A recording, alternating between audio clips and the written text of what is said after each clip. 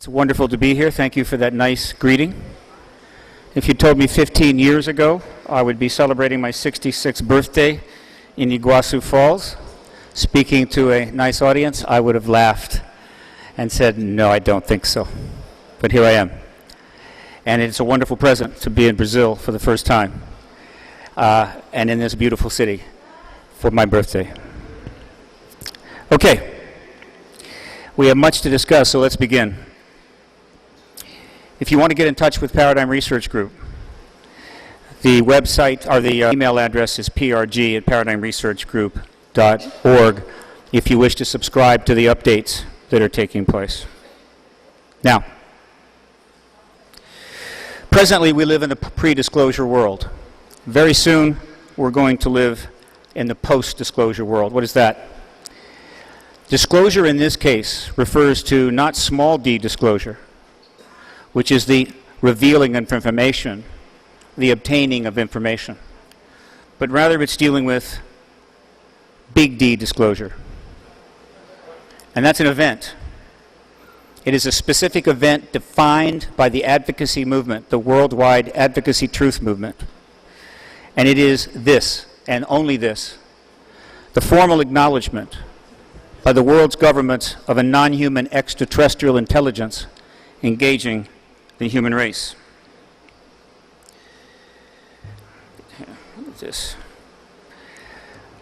This acknowledgement has not taken place because of a truth embargo that has been imposed by the United States government and its allies since the 1940s. This truth embargo was formally and typically called the UFO cover-up, but it's not a cover-up. It is in fact a legal truth embargo under national security law in the United States. The pre-disclosure world has been characterized by many things. One way I like to describe it is that for the last 10,000 years of civilization since the flood, we've been operating under Human Operating System 1.0. I call it HOS 1.0. We're very familiar with how that Human Operating System works. Its protocols, its policies. And I'm afraid it only leads to one place. And that's there. And that's not good. And so what is needed is, I believe, in a post-disclosure world, which is coming, is a new Human Operating System 2.0, HOS 2.0. And what will be the characteristics, or what are some of the characteristics of this new operating system, which is already starting? We're already seeing this happen in different countries. A lot of people are embracing a new way of thinking about themselves and the planet.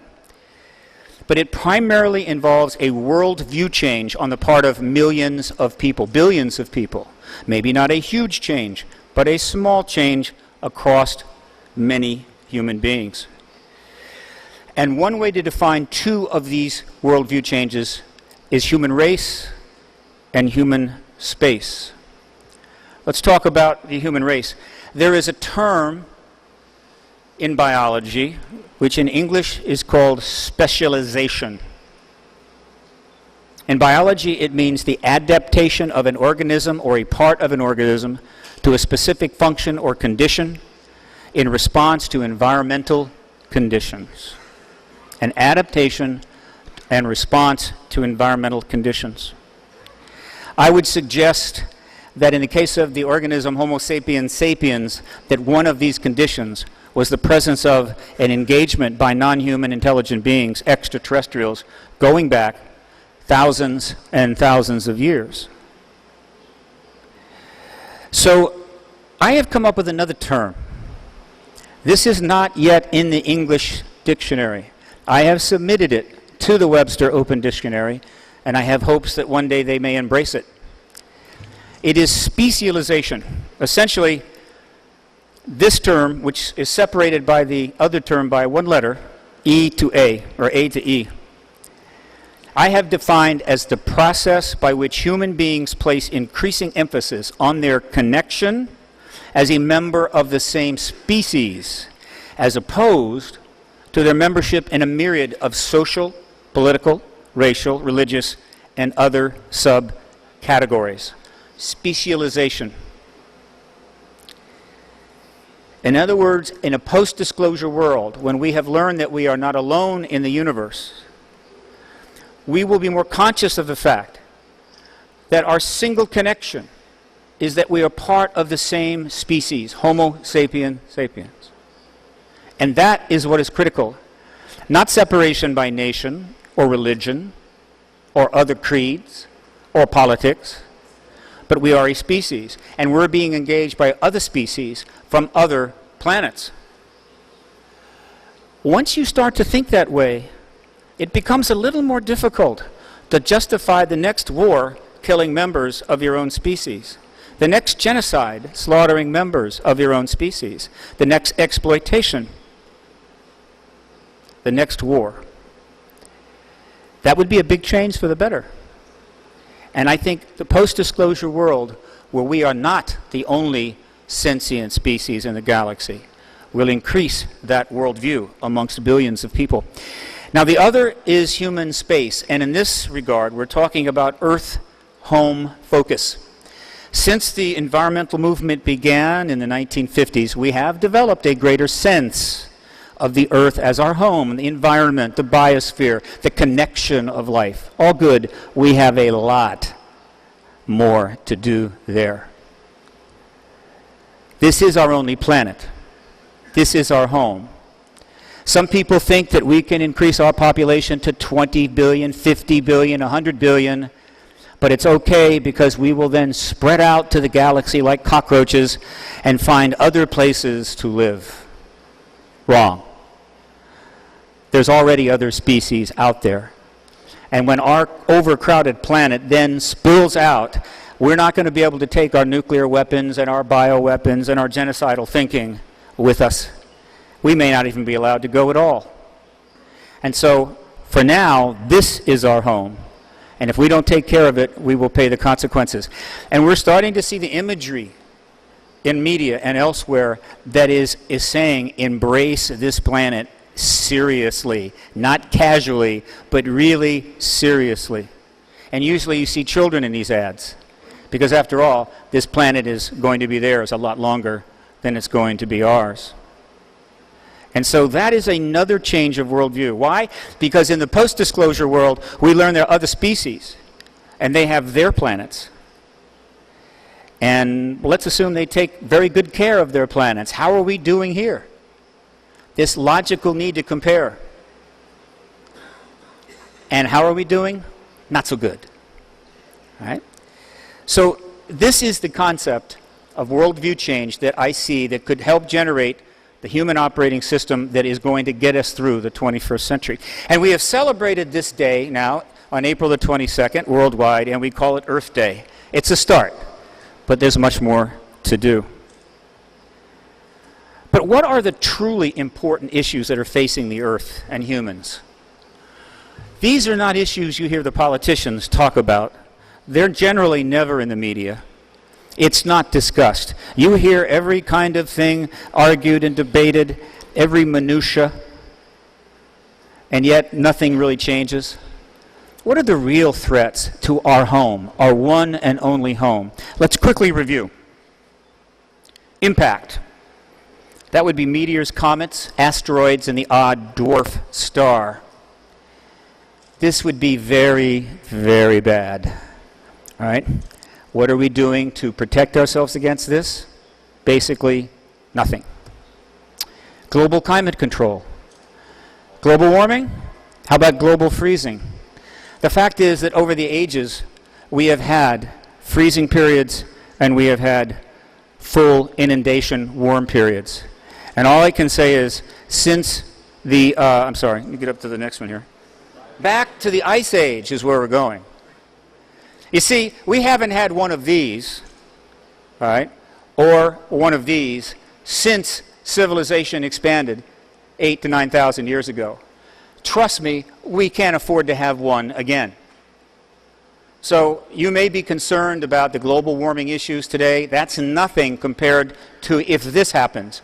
And so consequently, we have to have global temperature control, or we will see billions of people die and quadrillions of dollars of human civilization washed away or frozen What are we doing about that? Basically nothing. Coronal mass ejections. If one of these happens, really big one, that's very, very bad. We are an electronic civilization. We could be in deep trouble for months, if not years. What are we doing about that? Nothing. Nuclear pollution. Every one of these thousands of nuclear waste dumps around the world is a prime terrorist target.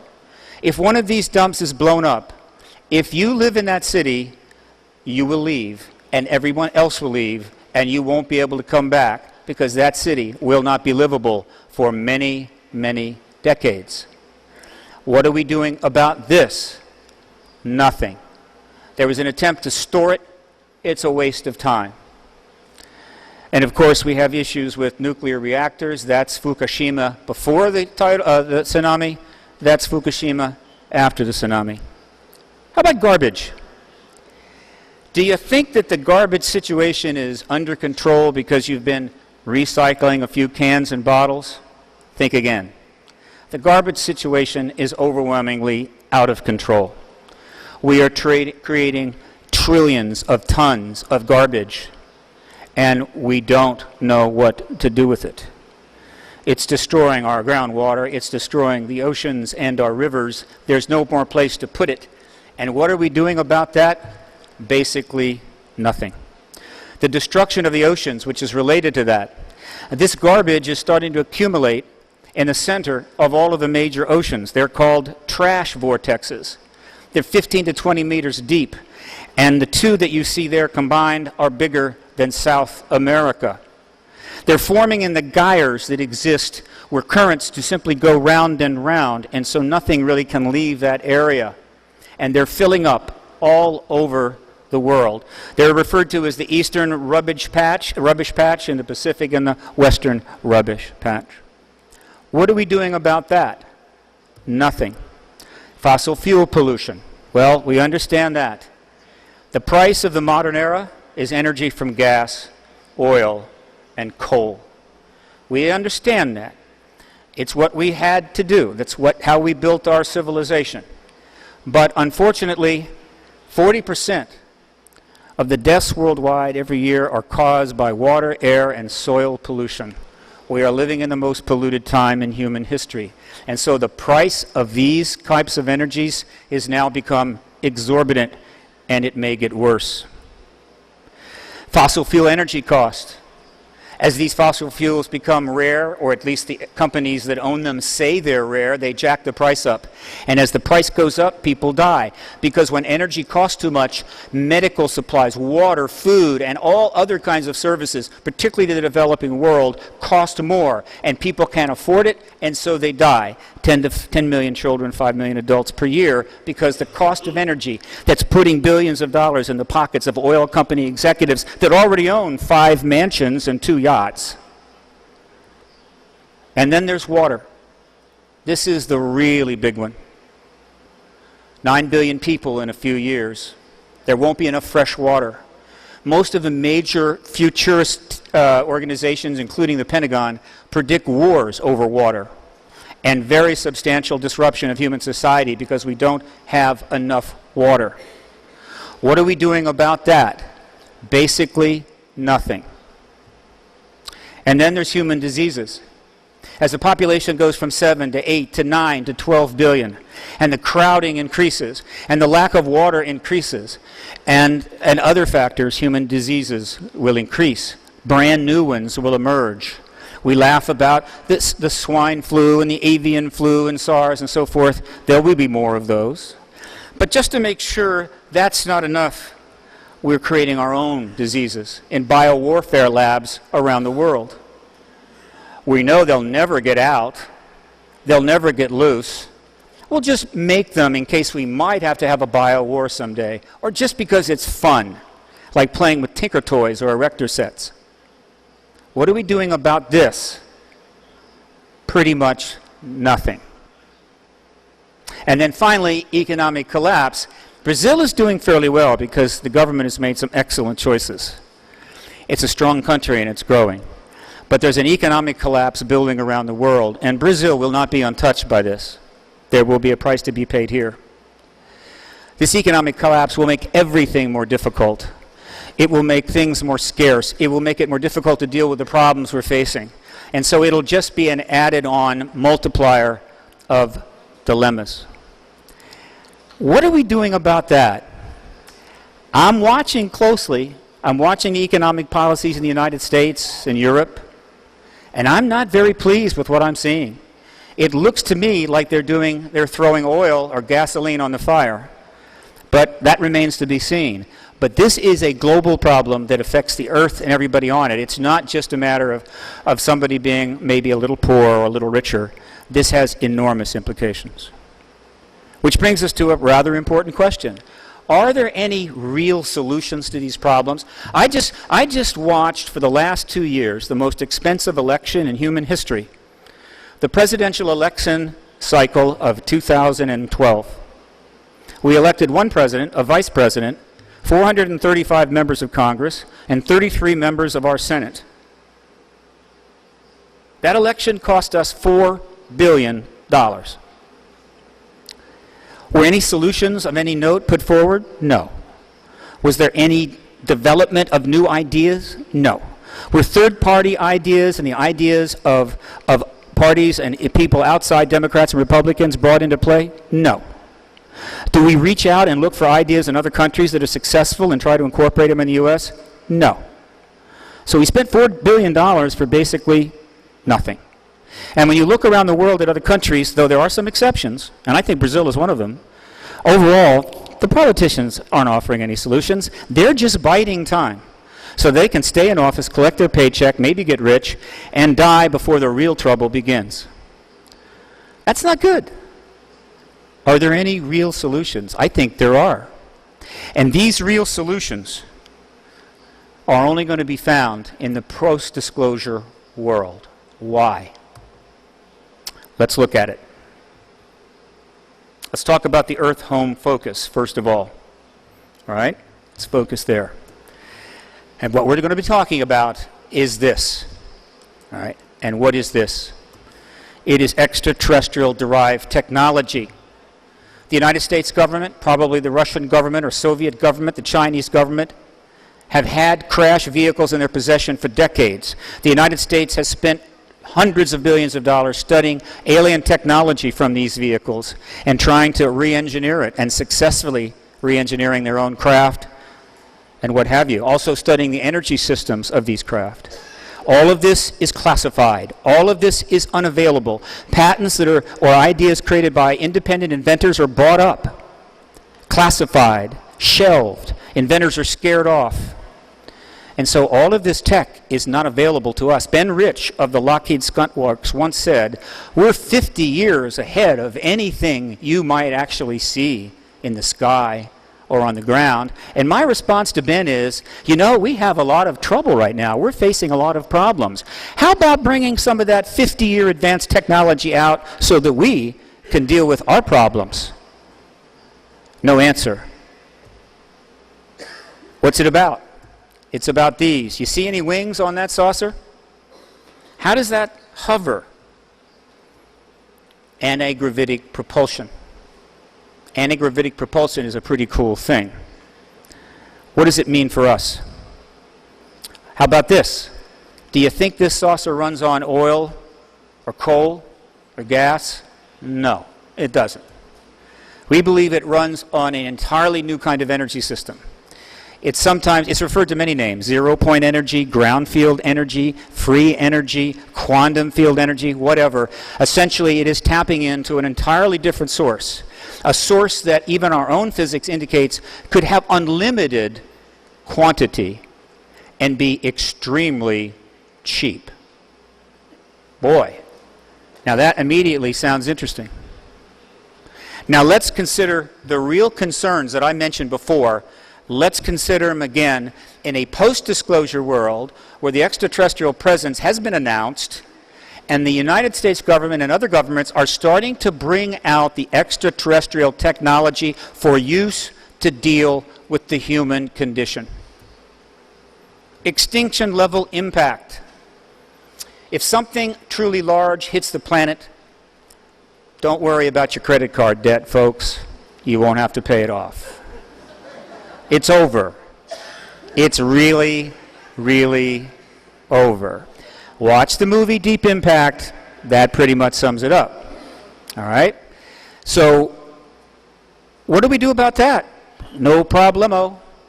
With anti-gravitic propulsion, it's easy to send vehicle out and redirect any object coming our way and do it on a few days' notice. And simply give it a new orbit and send it off somewhere else. Not a problem. Maybe our government's already done this with their own craft. But of course they can't tell us, so we could give them a medal. Or maybe the ETs have done this because they don't like the idea of 10,000 years of civilization going down the drain in a couple of days. Don't know. But they're not telling us that, and until they do, I'll assume they're not doing anything. But in the post-disclosure world, impact won't be a problem. Global temperature control. Not a problem. Why? Anti-gravitic propulsion. Why? All you do is you put solar shielding in space, in synchronous orbits, designed to reflect or concentrate sunlight.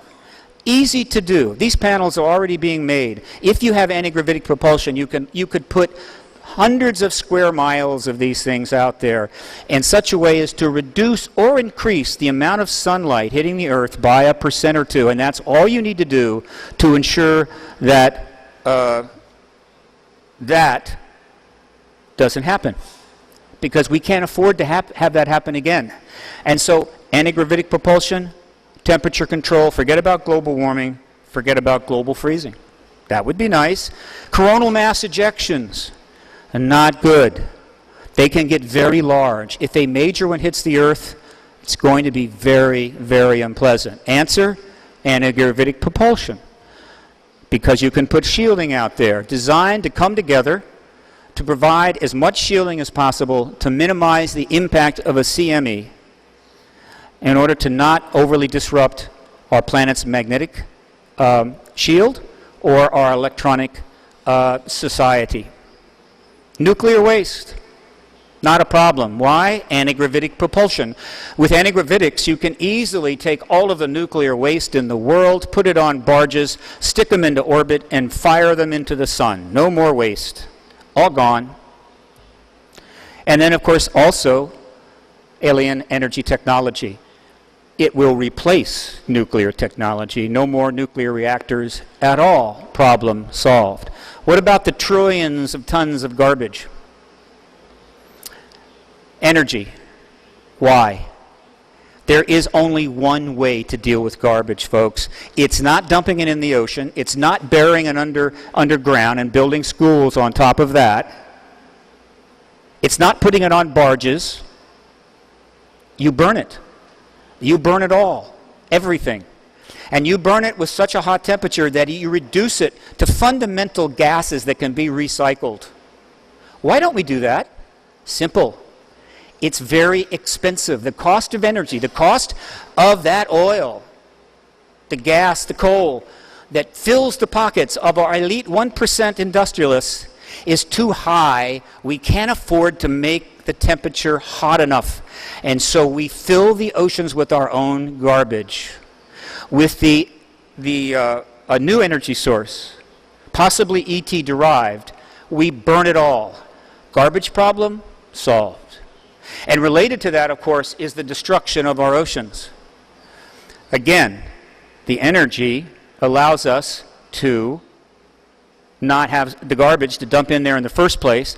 Anti-gravitic propulsion would allow us to build huge semi-flotating devices or craft that would skim the oceans of the world down to 20, 30 meters and skim up all of the billions of tons of garbage out there, bring it back to land, and burn it.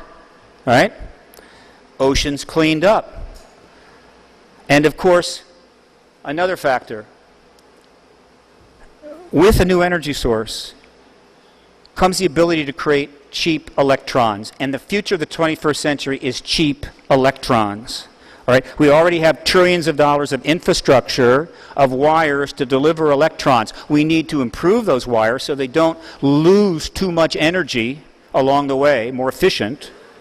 But we don't want to tear that down. But you could create electrons for 1 cent on the dollar in a post-disclosure world. And what does that mean? It means that electric cars are going to become very popular because you'll be able to drive them for a couple of pennies a mile. And everyone will have one. Try to imagine Sao Paulo with not a single combustion engine anywhere in sight. The air would clean up in a few weeks. The sound would drop 80%. It would be quiet, it would be beautiful, it would be breathable in the post-disclosure world. And then there's water. What's the solution to that? That's a big one. Once again, the new energy source. 0-point ground field, whatever it is, if we can generate energy at a fraction of the cost that the oil, coal, and gas cartels are cramming down our throat, we can do this. The most effective way to create pure water is steam distillation, and the largest source of water in the world is the oceans. You desalinize through steam distillation. So why aren't we building these plants all over the world in appropriate places so that everyone has fresh water? You know why? It's very energy demanding and the cost is too high. And so because the cost of oil and gas is too high, we don't have enough fresh water. If energy was dropped 95%, we could satisfy all of the freshwater demands of every human on the planet. But we can't do that because the energy is too expensive and we can't get access to the ET energy or the ET derived related energy because of the truth embargo. Economic recovery. Answer? Energy. Everything costs money. Your energy has energy costs in it. Your toothbrush, your shoes, your food, medicine, everything. When the cost of energy goes up, the cost of everything goes up. Rent goes up. Business costs go up. What happens if we were able to drop the cost of energy worldwide by 95, 98%? What that would do is free up millions of business models, millions of business plans for companies and products that normally could not be viable because of the cost suddenly become viable. And those millions of new ideas, products, and plans hire hundreds of millions of people, and you have an economic renaissance. Instead, we're being choked to death by the cost of energy. Bring energy down, you get your economic renaissance. All of that generates revenues, that generates taxes, taxes pays off debt. You could have a debt-free world in a very short amount of time. But we can't do that. We can't do any of this because the United States government and its allies, including Brazil, have made a decision that we cannot be informed about the extraterrestrial presence for whatever reason at this time. And until we have disclosure of the ET presence, we will not have the means or the media to force the government to then bring this technology into our world, our public domain. And so all of the solutions I recommend cannot be pursued, and all of the problems will continue until their ultimate conclusion sometime later in this century. That is what is at stake in the truth advocacy disclosure movement. And then with respect to emerging natural man-made diseases, we get into another area. We step out of disclosure and we go to another place. And what is that place? Open contact. I'm going to make a simple point. After 16 years, my assessment is that full open contact is not going to happen until formal terrestrial disclosure takes place.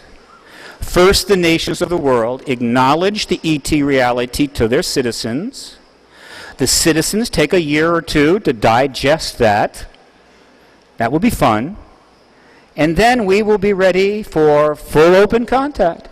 The ETs will show up. They'll be on CNN and Brazilian television being interviewed by talk show hosts. And we'll go, well, it's about time you were here. Where have you been? But we haven't had disclosure. So no open contact. Let's talk a little bit about open contact. With respect to contact with extraterrestrials, the movies tend to take a rather dark approach. Independence Day. We won. Give me a break. Battleship, that was interesting. Somehow that thing, hang on. This is the battleship Missouri or whatever. Right? Okay. Is this working? Hang on. I don't think it's going to reach here. That little thing in the left-hand corner is the battleship, and it somehow defeats the big thing there on the right, okay, in our movies. War of the Worlds. We won that one. That's Battle Los Angeles. We sort of had a victory there, though the movie didn't really finish, and maybe we'll get a follow-up. But that's not the way it actually is. This is the movies. And first, before I tell you how it is, let me make a simple point. All of those movies where we defeat the extraterrestrials are fantasy. They're simple fantasy. In a battle between us and the extraterrestrials, we have as much chance as a classroom of kindergarten students would have against a SEAL team. We lose every time. We have no chance at all. Now, I can go into the reasons for that, but they're not complicated. It just wouldn't be a fair fight. So anybody who proposes a $40 trillion budget so we can defend ourselves against the galaxy is just trying to line their pockets with some new federal money. We don't win against the extraterrestrials. We had better hope that they have relatively good intentions. Here's what it's sort of really like. 1952 sighting over the Capitol. The Belgium Triangle sighting. This is a saucer flying over the Nellis Test Range in Nevada. And then there are the crop circles. Some are by humans, not that one. And some of the ones that turn up 15 minutes after the field was just examined by an overflight. They're putting crop circles on our field. Not quite like the movie Aliens. I don't recall the alien in Aliens making crop circles. I don't recall that. These beautiful designs that have created this communication between humans and ETs in the fields of England year after year. This is what they look like. All right? This is not what they look like in War of the Worlds or Independence Day or Battle LA or whatever. This is what they look like. They don't look that mean. They don't look quite that awful, that threatening. And we know this is the way they look because hundreds of thousands of contactees have reported them as looking like this, and thousands of them have actually drawn them and sent those drawings to researchers around the world. And so, just for the sake of argument, let's assume that these extraterrestrials are not here to eat us, kill us, destroy us, enslave us, colonize us, but rather are engaging us for reasons that may have good purpose. Though that doesn't mean all their agendas are nice and that we're not going to be uncomfortable with some of this, or that there's some bad ETs out there that are being held at bay by some political alliance, the Borg, for instance. But let's just assume that we have a positive engagement going on. That brings us to this. Remember I talked about human diseases. What we have learned from the over 1 million written contact reports that have been submitted to researchers, over 1 million contact reports, is that 1, they have extraordinary genetic science. 2, they have the ability to heal anything. And 3, they have extraordinary powers of the mind. Let's talk about the genetics. The genetics seems to be a major component of the extraterrestrial agenda. It is common throughout contact all around the planet. They are the masters of genetic science. It is their stock in trade. 120 years ago, we were driving around in horses and on buggies. We had just invented the telegraph. We didn't have air conditioning. Think about that. Just recently, we mapped the human genome. We're now mapping the genome of other creatures, the entire human genome. Where will we be in 100 more years? Where do you think the ETs are thousands of years from now? They are the masters of genetic science. The implications of that are enormous. They have healed diseases with certain contactees. I have no doubt in my mind the extraterrestrials are capable of healing every single human disease that we know of and anything else that turns up in our near future. That's kind of nice. I'd like to get to know them. We also know that they are fully telepathic. They can read your mind. They can send images to you and make you, well, they can turn you off. They can put you to sleep. They can make you see what they want. If I was an extraterrestrial, I could have every one of you in this audience thinking that you were talking to Tony the Tiger or Yogi Bear up here. And you would go home and say, wow, I just heard a lecture from Yogi Bear. Why isn't that cool? That's some pretty powerful mind stuff, folks. So, open contact may lead to access to these kinds of technologies. Why would they do that? Why not? If you're going to make friends with a new civilization, curing most of their diseases is a nice housewarming gift. I mean, it's a way to say hello, how are you? All your diseases can be cured. And you know what we'd say to that? We'd say, thank you. And what can we do for you? Do you need a place to live? I've got a room in the back of my house. You could stay there. But it gets more interesting. I'm going to propose an idea to you that you may not have thought of. And it's incredibly profound in my view. And it goes like this. I believe that when we finally know the full story, we will learn that starfaring civilizations, going back, pick any number, 1,000, 100,000, million, 10 million years, have been moving genetic material from star system to star system throughout the entire galaxy. Now, what does that mean? It means there is DNA life material from this planet, not only now, but maybe 100 million years ago, that is active and being engaged on perhaps planets all over the galaxy, and non-terrestrial DNA has been brought here. Think about the implications of that. We're not only not alone, we may be genetically connected throughout the galaxy. So don't think of biosphere, think of biodisk. We know they're taking genetic material. The contactees have reported that. We know they're creating hybrids and second-level hybrids and third-level hybrids. We don't know where they are. We believe they have tampered with our, not tampered, but affected our DNA. And when someone is taken into a craft and a reptilian or an insectoid being shows up, an obvious question to ask is, how is it that it looks reptilian? Is it possible that a life form on another star system, 100 million light years away, developing from primordial sloop for 5 billion years, ends up looking like a reptilian? What are the odds? Pretty high.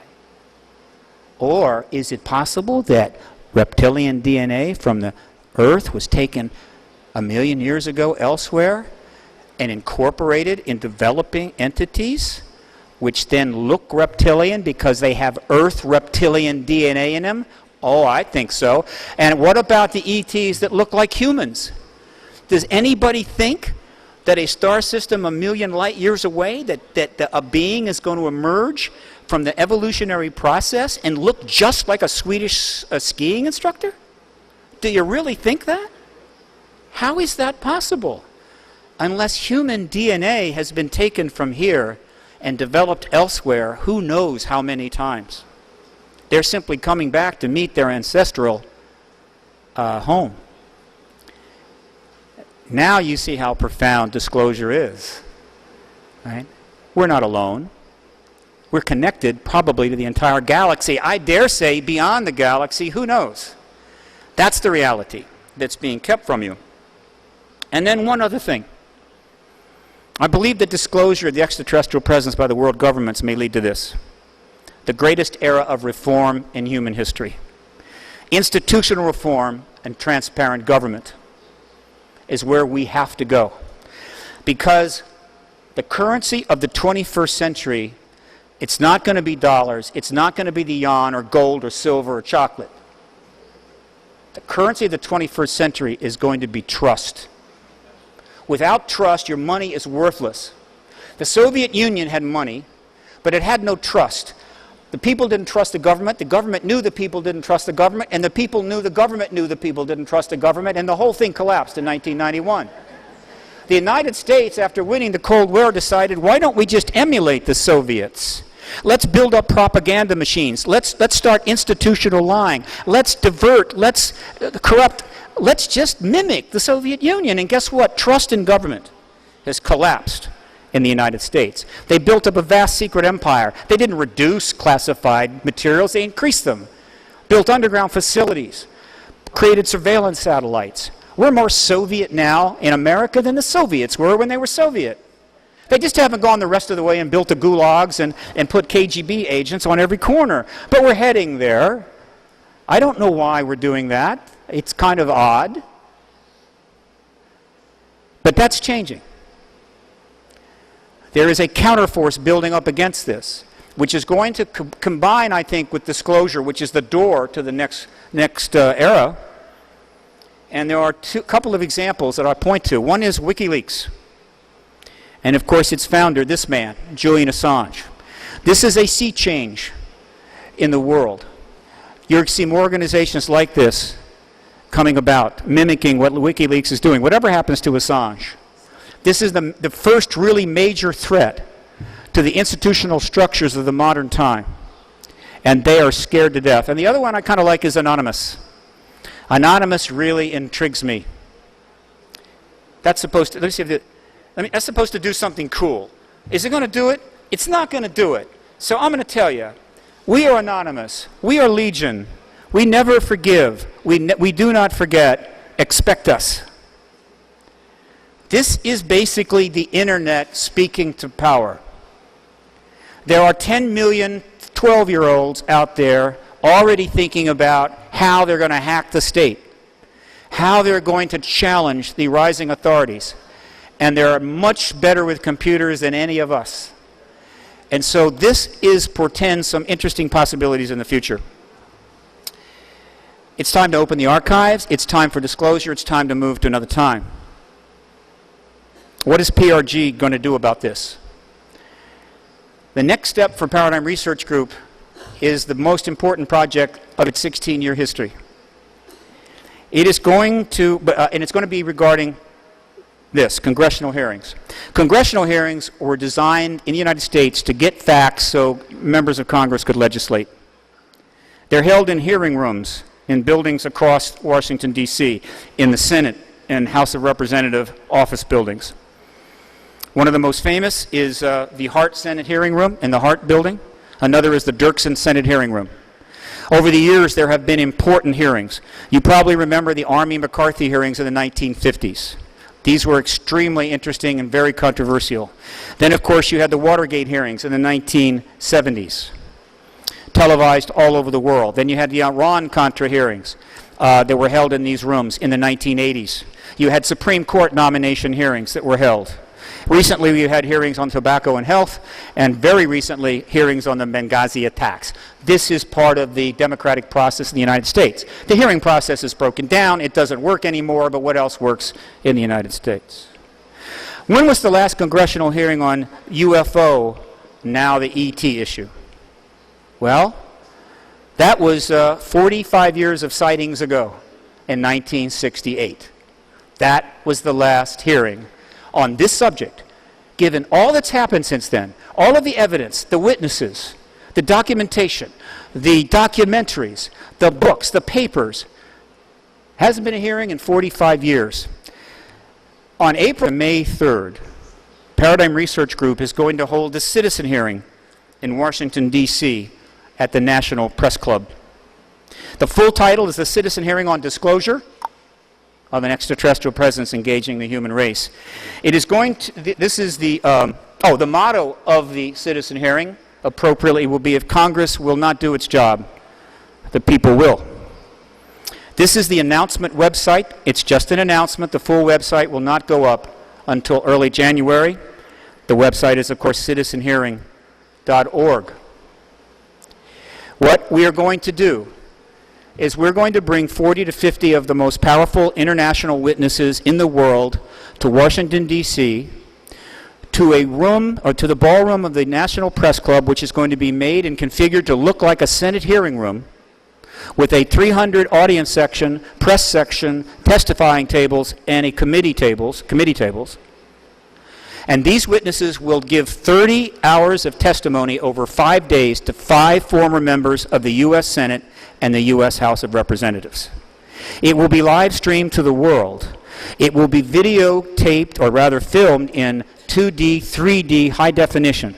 A full theatrical documentary is going to be made about this citizen hearing. It's going to be promoted by PR firms in Los Angeles and Washington, D.C. Our goal is that nobody in the Western world doesn't know that this hearing is going to take place. And the goal of this hearing is to create a chain reaction in the media so that they finally say enough is enough and start asking the right questions of the right people. And our hope is that the truth embargo will be over by the summer of 2013. Paradigm Research Group has received a grant from a philanthropist of $1.1 million to see that this gets done right. And that grant has been received. This is the ballroom of the National Press Club where the citizen hearing will be taking place. This is, in fact, the same room in May 9, 2001, when Stephen Greer's Disclosure Project brought 20 witnesses in for a press conference that lasted about 2 hours. It was a major event. There were 100 reporters and camera crews there, 17 tripods, many nations. And the potential of this event was great, but the attacks on 9/11 essentially erased that potential. This is another press conference that was held by Leslie Kean and James Fox, where international witnesses were brought in November of 2007. Again, an important event, lasted a couple of hours. What's different with the citizen hearing is that these events did not reach critical mass. They did not set off a chain reaction. We believe the size and scope of the citizen hearing will in fact do that. It will last 5 days. It will be covered worldwide. It will be live streamed around the world, and the press will see testimony after testimony of the evidence that the White House in November of last year, said doesn't even exist. I think the press is saying enough is enough. In the press club, there is a plaque on the wall.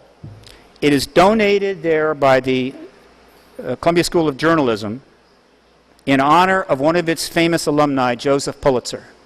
The first phrase of that plaque is incredibly important to every country on this planet, and it reads, "Our republic and its press will rise or fall together." That is why the first thing that invading countries do, or coups do, is go and take over the radio and the television. Our media in the United States have let us down.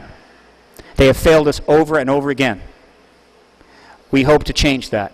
We think disclosure of the ET presence will be their first real opportunity to redeem themselves.